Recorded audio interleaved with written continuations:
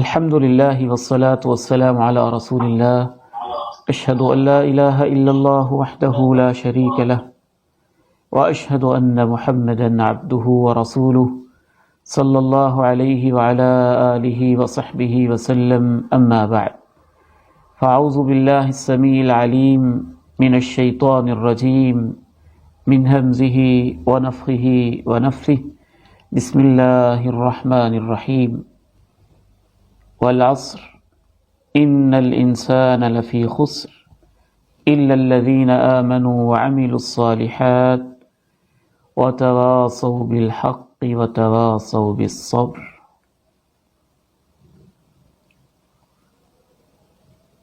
میں اللہ کی حفاظت میں آتا ہوں شیطان مردود سے۔ اللہ کے نام سے آغاز، جو بے حد مہربان، جس کی رحمت دائمی ہے۔ والعصر، زمانے کی قسم۔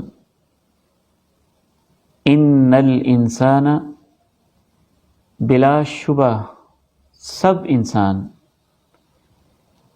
لفی خسر، یقیناً خسارے میں ہیں، نقصان میں ہیں۔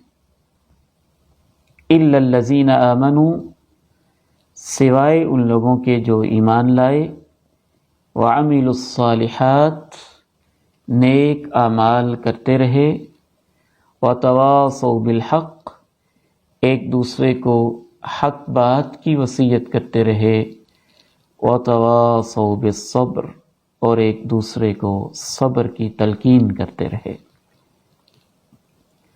ہم آپ کو اس درس قرآن میں اہلاً و سہلاً و مرحبا کہتے ہیں۔ دعا گو ہیں کہ منتظمین کی کاوش، میری اور آپ کی حاضری اللہ تعالیٰ اپنے ہاں قبول فرمائے، ہمیں اپنی جنتوں میں بھی جمع فرمائے، اور ہماری اس نشست کو ویسی نشست میں داخل کر دے جس کے بارے میں اللہ کے پیارے نبی علیہ الصلاۃ والسلام نے ارشاد فرما رکھا ہے کہ فرشتے ان کو گھیرے میں لے لیتے ہیں، رحمت ان پہ چھا جاتی ہے، اور اللہ آسمانوں میں ان کے تذکرے کرتے ہیں۔ سورہ عصر قرآن مجید کی مختصر ترین اور جامع ترین صورت ہے، مکی صورت ہے، اور مکہ مکرمہ میں بھی غالباً ابتدائی دور میں نازل ہونے والی صورت ہے۔ اس کی اہمیت کا اندازہ آپ یہاں سے کیجئے۔ امام طبرانی رحمہ اللہ تعالی نے یہ اثر بیان کیا ہے، کان الرجلان من اصحاب رسول اللہ صلی اللہ علیہ وسلم اذا التقیا لم يفترقا الا على ان يقرأ احدهما على الاخر سورة العصر الى آخرها ثم يسلم احدهما على الاخر، کہ جب صحابہ کرام آپس میں ملاقات کرتے تب تک ایک دوسرے سے جدا نہ ہوتے جب تک ایک دوسرے کو سورہ عصر نہیں سنا لیتے تھے، شروع سے آخر تک سناتے، پھر سلام کہہ کے جدا ہوتے۔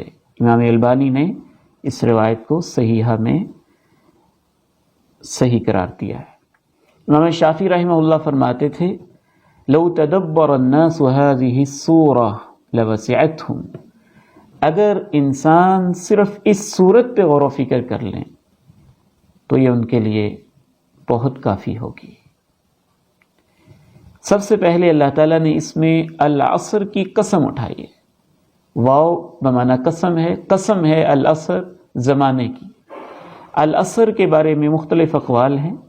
العصر سے بعض محدثین مراد لیتے ہیں عصر کا وقت، مفسرین، بعض مفسرین کے نزدیک عصر سے مراد اللہ کے پیارے نبی علیہ السلام کا زمانہ ہے، اور بعض مفسرین کے نزدیک اس سے مراد مطلقاً زمانہ ہے، اور یہی بات راجح ہے کہ العصر سے مراد ہے مجھے مطلقاً زمانے کی قسم ہے۔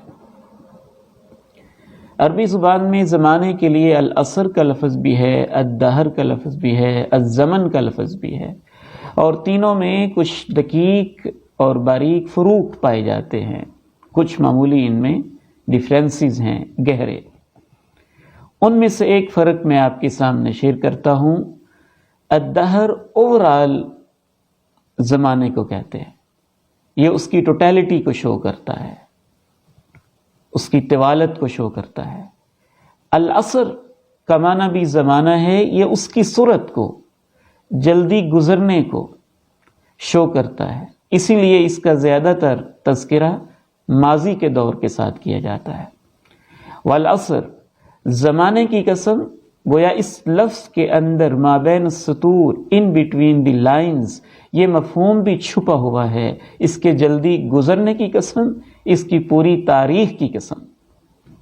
والعصر، زمانے کی قسم. ان الانسان لفی خسر، بلا شبہ سب انسان خسارے میں ہے. ان تاکید کے لیے، الانسان میں جو الف لام ہے اس کو لغت میں استغراق کہتے ہیں، یعنی وہی معنی دیتا ہے جو انگریزی زبان میں all کا معنی ہوتا ہے. all the human beings، سب انسان. پھر لفی خسر، فی کا معنی میں، اس کے اوپر جو لام ہے یہ بھی تاکید کے لیے، گویا کہ اس میں ڈبل تاکید ہے. ان بلا شبہ، لا یقیناً، فی خسرن خسارے میں ہے، اور الانسان سب انسان.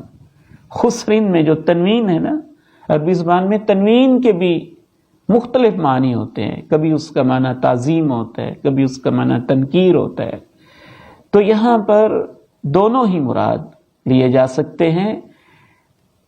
عام خسارے میں ہے، اور تعظیم معنی لے اگر تنوین کا تو بہت بڑے خسارے میں ہے. بلا شبہ تمام کے تمام انسان بہت بڑے خسارے میں ہیں، اس پر مجھے زمانے کی قسم ہے، یہ اللہ تعالیٰ کہہ رہے ہیں. اس دن بھی میں نے آپ کے سامنے یہ بات شیئر کی تھی کہ اللہ تعالیٰ جب کسی چیز کی قسم اٹھاتے ہیں تو مفسرین کے نزدیک دو چیزیں ہو جاتی ہیں. ایک ہو جاتی ہے چیز مقسم علیہ، جس ٹاپک پر قسم اٹھائی جا رہی ہے، اور مقسم بھی، جس چیز کی قسم اٹھائی جا رہی ہے. اللہ کسی چیز کی قسم اس لیے نہیں اٹھاتے کہ وہ عظیم ہوتی ہے، اللہ تعالیٰ کسی چیز کی قسم اس لیے اٹھاتے ہیں کہ اس قسم میں آگے دعویٰ پر دلیل ہوتی ہے، آگے جو سٹیٹمنٹ آ رہی اس کی دلیل ہوتی ہے. والعصر، مجھے زمانے کی قسم، اس کا مطلب ہے کہ زمانہ اس بات کی دلیل ہے، گزرا ہوا وقت اس بات کی دلیل ہے، حال کا وقت اس بات کی دلیل ہے، ماضی کا وقت اس بات کی دلیل ہے، زمانے کا تیزی سے گزرنا اس بات کی دلیل ہے. ان الانسان لفی خسر، یقیناً سب انسان خسارے میں ہے. زمانے میں کیوں دلیل ہے؟ اس حوالے سے ہمیں سلف صالحین کی زندگیوں کو دیکھنا ہوگا، اور سر فہرست امام حسن بصری رحمہ اللہ کا یہ قول دلوں کی تختیوں پہ نوٹ کیجئے. اللہ مجھے اور آپ کو توفیق دے اسے سمجھنے کی. یا ابن آدم انما انت ایام ولیالی فاذا ذهب یوم ذهب بعضک، اے آدم کے بیٹے، تیرا وجود خاکی دن اور رات کے گزرنے ہی کا تو نام ہے. جب دن گزرتا ہے حقیقتاً دن نہیں گزرتا، تیرے وجود کا ایک حصہ گزرتا ہے، تو خود گزرتا ہے. یہی تو ہم کہتے رہتے ہیں، ایک دن، اب ایک مہینہ، اب ایک سال، اب 10 سال گزرے، 20 سال گزرے. اصل میں 20 سال نہیں گزرے، ہم خود گزرے. یہ کہتے کہتے ہماری زندگی گزر جاتی ہے. اس لیے سلف صالحین خصوصاً وقت کی قدر و قیمت بہت زیادہ کیا کرتے تھے. امام قتادہ بن دعامہ السدوسی رحمہ اللہ تعالی اس حد تک وقت کی قدر و قیمت کرتے کہ 7 دن میں قرآن مجید مکمل کر لیتے، اور رمضان میں 3 دن کے اندر قرآن مجید مکمل کر لیتے، گویا 10 پارے روزانہ پڑھتے. امام نووی لکھتے ہیں کہ بہت سارے سلف صالحین تو روزانہ ہی قرآن مجید مکمل کر لیتے، اگرچہ یہ علیحدہ مسئلہ ہے روزانہ مکمل کرنا مسنون ہے یا نہیں ہے. حضرت عبید ابن یعیش تابعی ہیں، کہتے ہیں میں نے 30 سال ایسے گزارے کہ مغرب کا کھانا جب میں کھاتا تھا، وقت بچانے کے لیے اپنی بہن سے کھاتا تھا، وہ نوالے ڈالتی رہتی تھی، میں کھاتا رہتا تھا، اور دائیں ہاتھ میں حدیث رسول میرے سامنے ہوتی تھی اور میں وہ پڑھتا رہتا تھا. امام ابن الجوزی رحمہ اللہ نے اسی وقت کی قدر کرتے ہوئے 500 سے زیادہ کتابیں لکھی، اور امام ابن تیمیہ نے فرمایا ہے کہ انہوں نے 1000 سے زیادہ کتابیں لکھی۔ میں ایک مثال آپ کے سامنے رکھتا ہوں۔ امام راضی فرمایا کرتے تھے کہ مجھے اس صورت کی صحیح معنی میں سمجھ تب آئی، انہوں نے تفسیر کبیر میں لکھا ہے، یہ نقل کیا ہے کہ جب میں نے ایک برف بیچنے والے کو دیکھا، وہ برف بیچ رہا تھا اور ساتھ کہہ رہا تھا لوگوں یہی تو میری ٹوٹل انویسٹمنٹ ہے، جلدی سے خرید لو، نہیں خریدو گے تو یہ پگھل جائے گی۔ ایسی ہماری زندگی ہے۔ والعصر، زمانے کی قسم، ان الانسان لفی خسر، یقیناً سب انسان خسارے میں ہیں۔ ایک صاحب تفسیر لکھتے ہیں کہ اس کی مثال آپ یوں ہی سمجھیں جیسے ایگزامینیشن ہال کے اندر اسٹوڈنٹس بیٹھے ہوں اور ان کا ٹیچر کہے بچوں سب نقصان میں جا رہے ہو سوائے ان کے جو اپنا پیپر جلدی جلدی کر رہا ہے، کہ 3 ہی تو گھنٹے ہیں۔ تو ہماری زندگی اصل میں وقت کے گزرنے کا، اس کی رفتار ہی کا نام ہے، منٹ اور سیکنڈز کا ہی نام ہے۔ چاہے وہ ایک فرد ہو، چاہے وہ ایک قوم ہو، چاہے وہ ایک نیشن ہو، چاہے وہ پوری تاریخ ہو، اللہ رب العزت نے قسم اور جواب قسم میں یہ تعلق پیدا کیا، جنہوں نے اس وقت کی قدر کی وہ اس خسارے سے بچ گئے۔ کیا قدر کی، انہوں نے کیا کام کیے، وہ 4 کام آگے آ رہے ہیں۔ جنہوں نے وہ 4 کام اس وقت میں نہیں کیے، اپنی زندگی میں نہیں کیے، وہ سب خسارے میں ہیں۔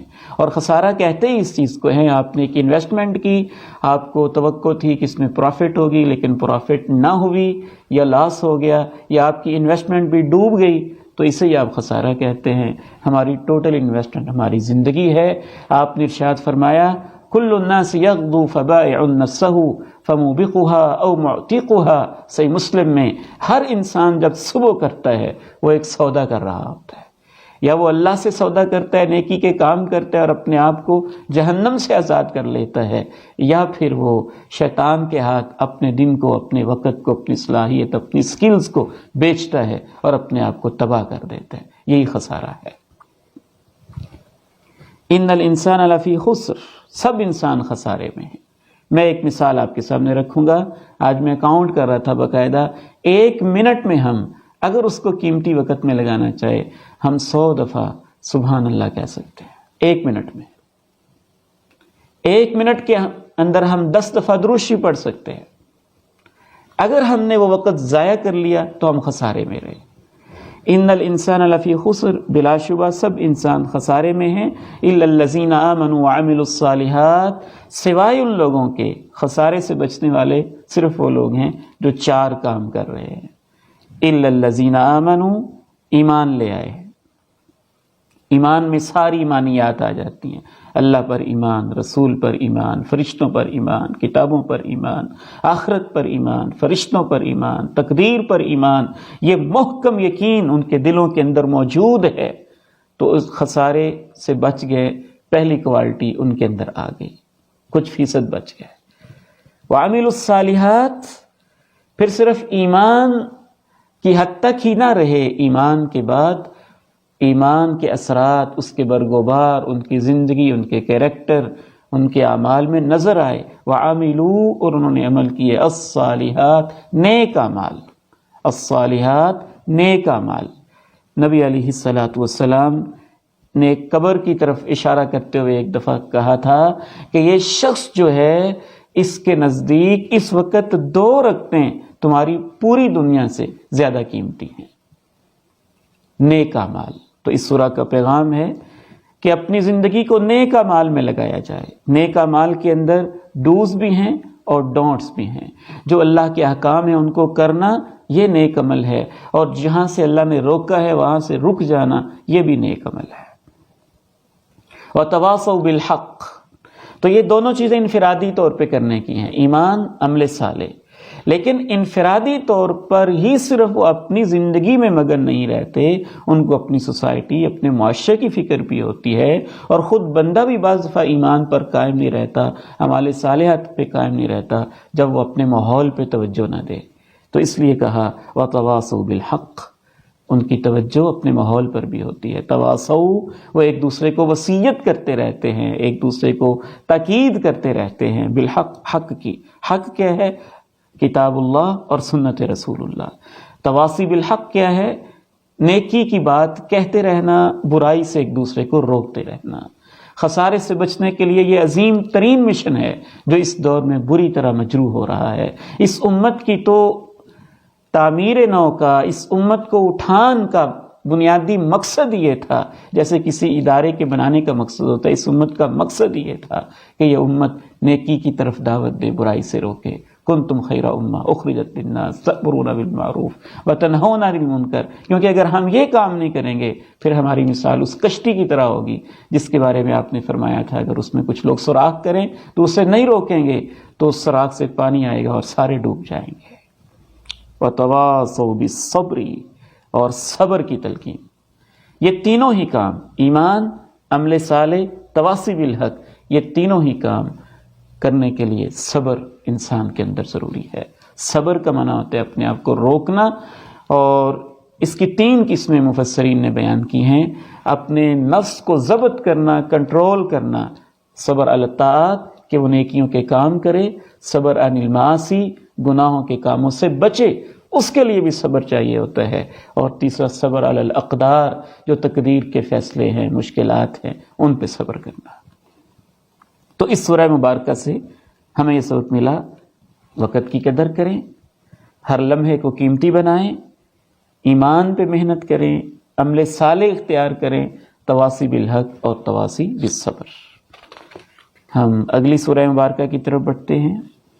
اللہ تعالیٰ اس سورہ میں جو 4 کام بیان ہوئے ہیں ہمیں کرنے کی توفیق نصیب فرمائے، اور ہمارے ان دروس کو، صدائے حق کے اس پروگرام کو تواصی بالحق اور تواصی بالصبر میں اسی کی ایک شکل اللہ اپنے ہاں تحریر فرما دے اور ہمیں اس کا اجر نصیب فرما دے۔ یہ بہت عظیم چیز ہے، تواصی بالحق بالخصوص اور تواصی بالصبر سوسائٹی کے لیے۔ ایک حدیث میں سید ترغیب امام البانی نے اس کو صحیح کہا ہے، اللہ کے نبی نے فرمایا دین کے 7 حصے ہیں، ان میں 5 ارکان اسلام اور 6واں اور 7واں اللہ کے پیارے نبی نے جہاد اور امر بالمعروف اور نہی عن المنکر کو قرار دیا ہے۔ اگلی صورت کی طرف بڑھتے ہیں۔ اعوذ باللہ من الشیطان الرجیم، بسم اللہ الرحمن الرحیم۔ ویل لکل ہمزۃ لمزہ، ویل تباہی ہے، ہلاکت ہے، لکل ہر اس شخص کے لیے، ہمزہ جو بہت زیادہ اشارے باز ہے، اشارہ باز ہے، لمزہ بہت زیادہ تانا زنی کرنے والا ہے۔ تباہی ہے اور اس شخص کے لیے جو بہت زیادہ اشارے باز اور بہت زیادہ تانا زنی کرنے والا ہے۔ الذی جمع مالا، الذی جس نے جمع کیا ہے، مالا مال، وعددہ اور اس کو گن گن کے رکھا ہوا ہے۔ جمع میں ایک قرات جمع بھی ہے جس میں اس کے مفہوم کی طرف اشارہ ہے کہ مال بہت زیادہ جمع کیا ہے، بار بار جمع کیا ہے، وعددہ اور اس کو بار بار اس نے گن کے رکھا ہوا ہے۔ یحسب وہ سمجھتا ہے، ان کہ بے شک مالہ اس کا مال، اخلدہ اسے ہمیشہ رکھے گا۔ کلا ہرگز ایسے نہیں ہوگا، لَيُنبَذَنَّ یقیناً اسے پھینکا جائے گا، فی الحطمہ الحطمہ میں، توڑ پھوڑ کر دینے والی میں۔ وما ادراک ما الحطمہ تمہیں کیا خبر، ما کیا ادرا خبر کا تمہیں کیا خبر، ما الحطمہ الحطمہ کیا ہے، نار اللہ اللہ کی آگ ہے، الموقدہ بھڑکائی ہوئی، التی تطلع علی الافئدہ التی جو تطلع چڑھے گی علی الافئدہ دلوں پر، انہا علیہم بے شک اسے علیہم ان پر مؤصدہ بند کیا جائے گا، فی عمد ممددہ، فی میں عمد ستونوں، ممددہ لمبے لمبے لمبے لمبے ستونوں میں اسے ان پر بند کر دیا جائے گا۔ وضاحت کی طرف بڑھتے ہیں۔ اس سورہ مبارکہ اور سورہ عصر دونوں کا مضمون آپس میں ایک ایسا مضمون ہے جو دو کرداروں کو کمپیئر کر رہا ہے۔ سورہ عصر میں وہ کردار ہے اہل ایمان کا، اور سورہ الہمزہ میں اس کے اپوزٹ کردار ہے اہل کفر، اہل شرک، اہل ضلال، باغی سرکشوں کا۔ ویل تباہی ہے، ہلاکت اور تباہی کے لیے لفظ ویل استعمال ہوتا ہے، شدت العذاب، بہت سخت عذاب کو ظاہر کرنے کے لیے۔ حضرت عطا ابن یسار کہتے ہیں اس عذاب کی نوعیت کیا ہے، اس پر تو سب کا اتفاق ہے کہ اس سے مراد تباہی، سخت عذاب ہے، لیکن اس کی کیفیت کے بارے میں امام عطا ابن یسار کہتے ہیں کہ یہ عذاب دینے کے لیے جہنم میں ایک ایسی وادی کا نام ہے، لو سیرت فیہ الجبال لماعت من حرہ، اگر اس وادی میں پہاڑوں کو پھینکا جائے تو وہ بھی پگھل جائیں گے۔ اسے امام زہد نے، امام ابن المبارک نے کتاب الزہد میں لکھا ہے اس اثر کو۔ ویل تباہی ہے، اور امام عطا بن یسار کے نزدیک اس سے مراد تباہی کے لیے جہنم کی وہ وادی ہے جس کو وادی ویل کہا جاتا ہے۔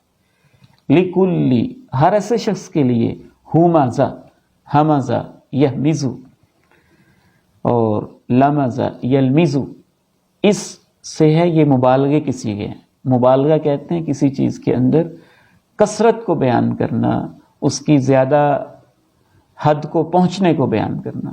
ہمزہ بہت زیادہ حمز کرنے والا، لمزہ بہت زیادہ لمز کرنے والا۔ ہمزہ اور لمزہ میں کیا فرق ہے، اس بارے میں 3 اقوال آپ نوٹ کیجئے۔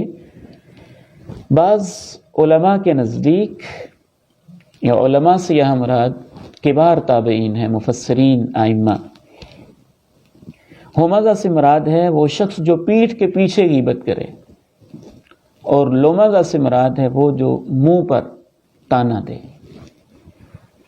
ایک دوسری رائے یہ ہے اس کے بالکل اپوزٹ، کہ ہمزہ جو منہ پہ تانا دے اور لمزہ جو پیٹھ پیچھے غیبت کرے۔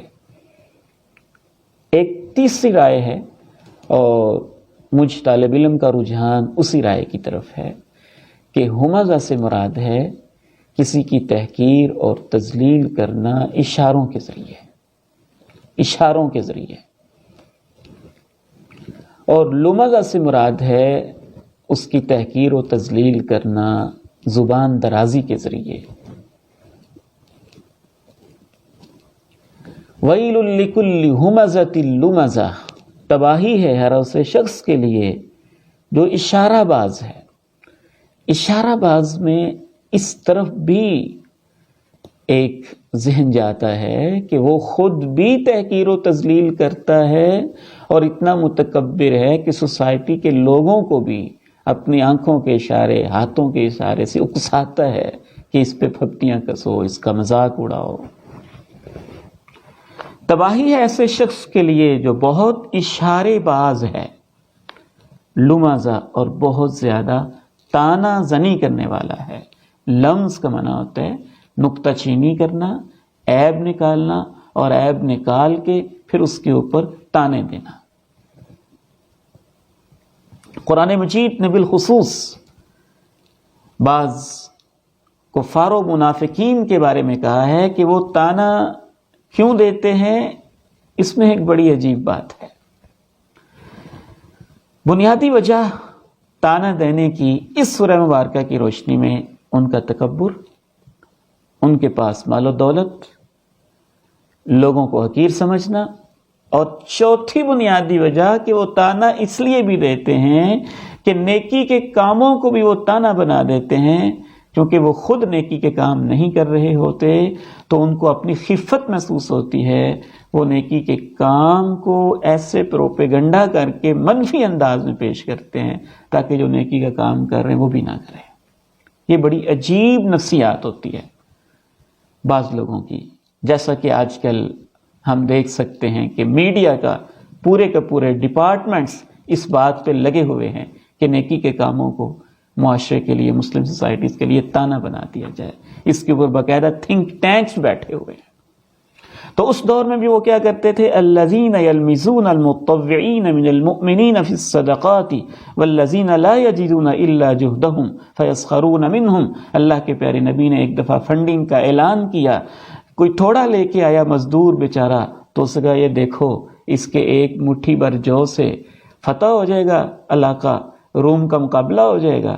اور ایک زیادہ لے کے آیا تو پھر بھی منفی پروپیگنڈا، دیکھو یہ ریاکاری کر رہا ہے، دکھاوا کر رہا ہے. یہ اس کی ایک آپ کہہ لیں مثال تھی کہ وہ کفار کیسے تانا دیتے تھے. یہ بھی ابتدائی مکی صورت ہے، اور محسوس اس کے سیاق و سباق سے یوں ہوتا ہے اس دور کی صورت ہے جب کفار، مشرکین اور ان کے بڑے بڑے سردار اللہ کے پیارے نبی علیہ الصلاۃ والسلام اور صحابہ کرام کو مختلف تانے دے رہے تھے. الذی جمع مالا وعددہ، وہ جس نے مال سمیٹا ہے، وعددہ، اور اس کو گن گن کے رکھتا ہے. گن گن کے رکھتا ہے، مال سمیٹتا ہے اور اس کو گن گن کے رکھتا ہے.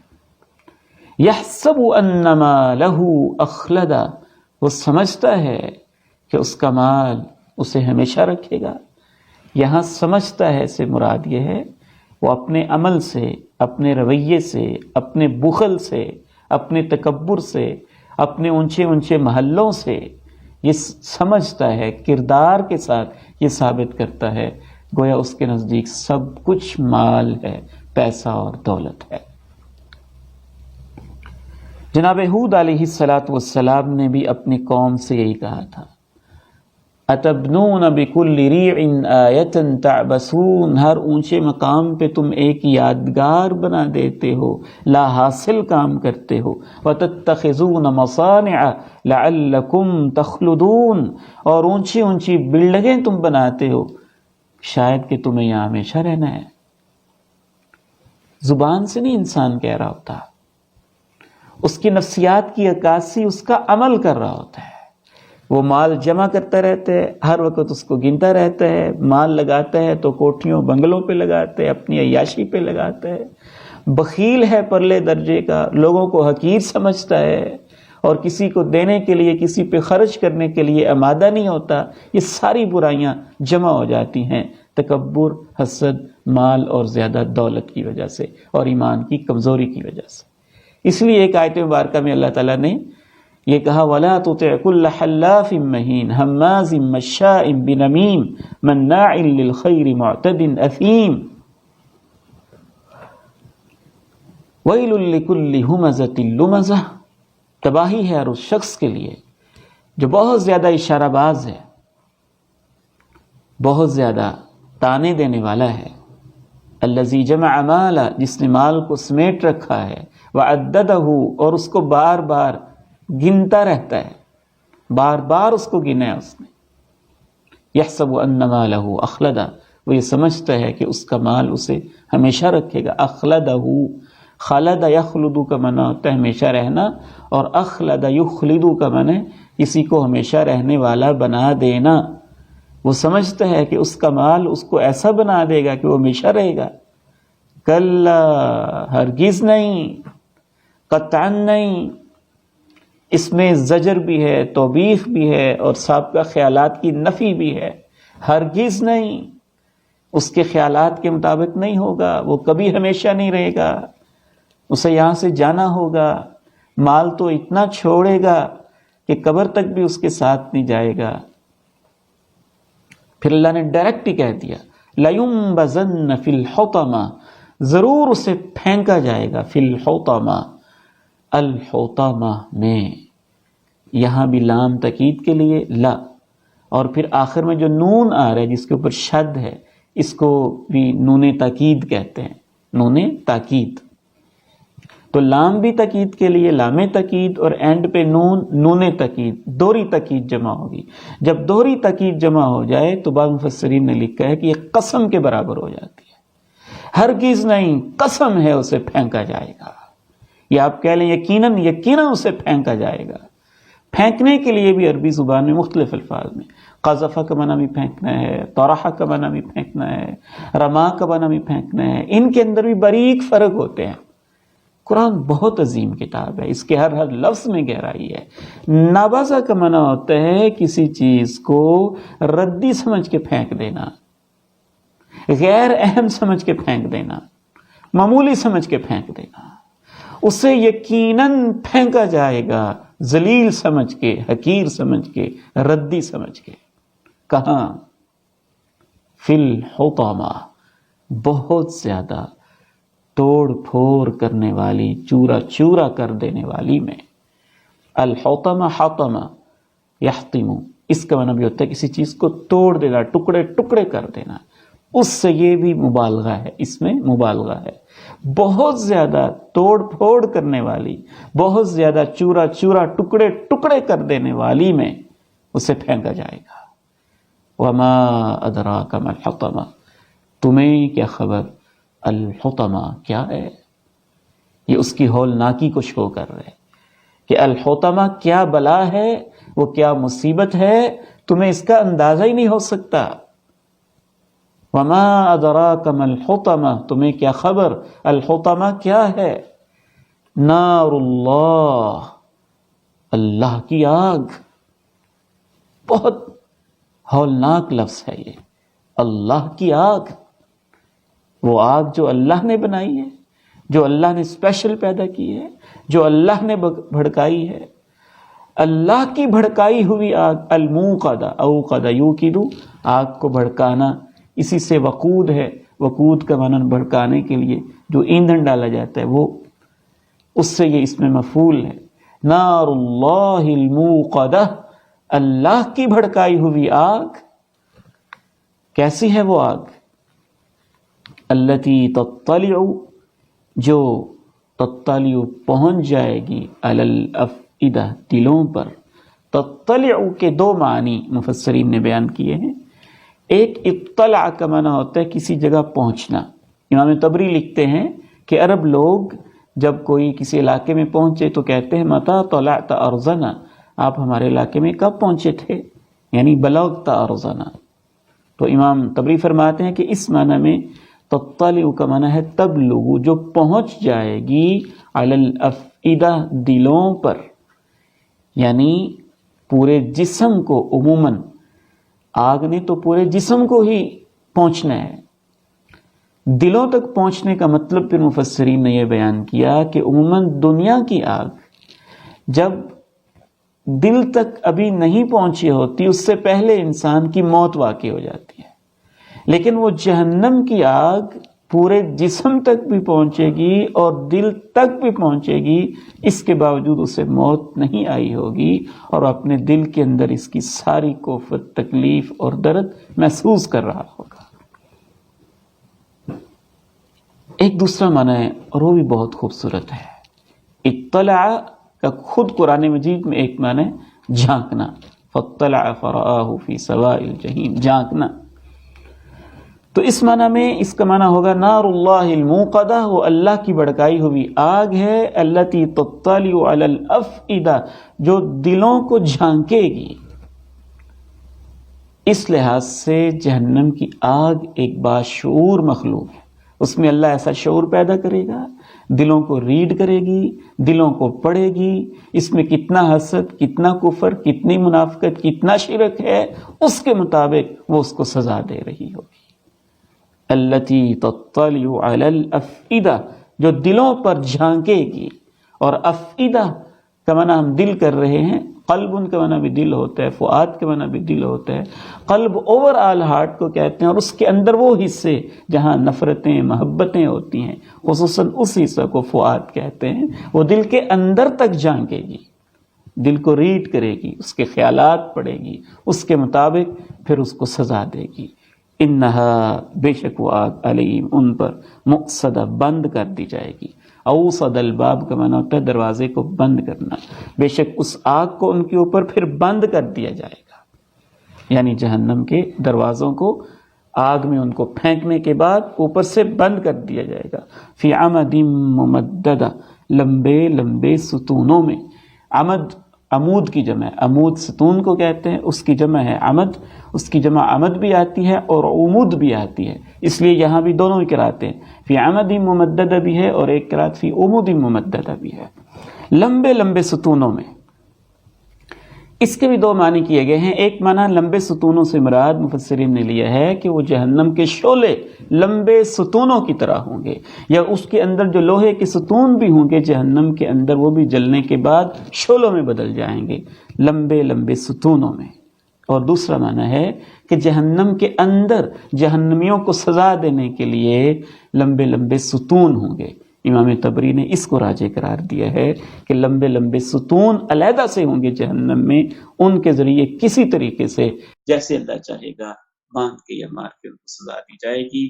اس سورہ مبارکہ سے بھی سبق ملتا ہے کہ اللہ مجھے اور آپ کو تکبر سے بچائے، بخل سے بچائے، اشارہ اشموں غمزوں سے، باتوں سے، کسی کی تحقیر کرنے سے، طعن و تشنیع سے بچائے، غیبت سے بچائے اللہ تعالیٰ۔ اللہ ہمیں نار جہنم سے محفوظ فرمائے۔ وآخر دعوانا ان الحمد للہ رب العالمین۔